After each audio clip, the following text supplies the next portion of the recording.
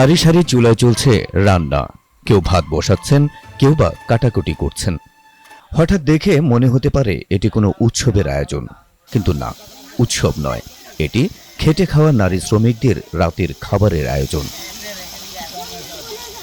গুরুদাসপুরের বনপাড়া হাটিকুমরুল মহাসড়কের পাশে সন্ধ্যা নামলেই শুরু হয় ভাসমান নারী শ্রমিকদের এমন কর্মযজ্ঞ।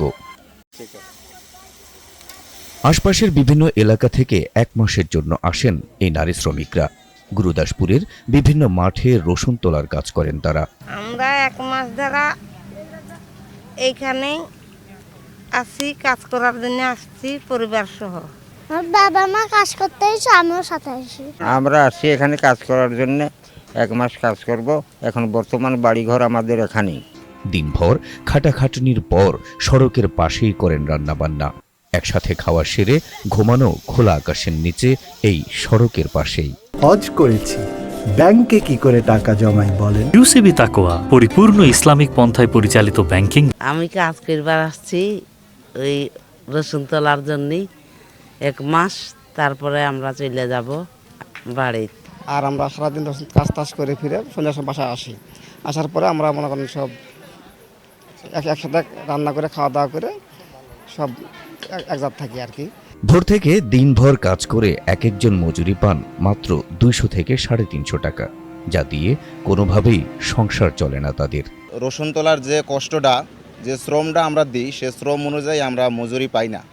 আমাদের এখানে মজুরি দিচ্ছে বর্তমান 300-350 টাকা করে। তে আমার দাবি যে আমাদের শ্রমিক যারা আছি, আমরা যারা এই রসুন তোলার কাজ করি, আমাদের এই শ্রমের মূল্যটা জানি আরও বেশি হয়। হাঁসমারি গ্রামে রসুন তুলতে আমাদের মজুরি কম, দিন 300-200 করে দেয়। আমাদের মজুরি দিয়ে তো হয় না, আমাদের মজুরি বাড়াই দিতে হবে। এই এলাকায় আসছি কাছিকাটা হাঁসমারিতে। তো এখানে দিনমজুরি কাজ করি, দিনমজুরি 400 টাকা। যে পরিমাণে কাজ করা হয় তাতে আরও বেশি হলে আমাদের চলে।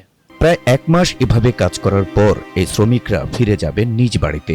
সঙ্গে নিয়ে যাবেন ঘাম ঝরানো পরিশ্রমের বিনিময়ে পাওয়া মজুরি। তবে অর্থের পরিমাণটা একটু বাড়লে তাদের মুখে মলিন হাসির বদলে হয়তো দেখা যেত আনন্দের ঝিলিক। Habib Rasel, NTV online.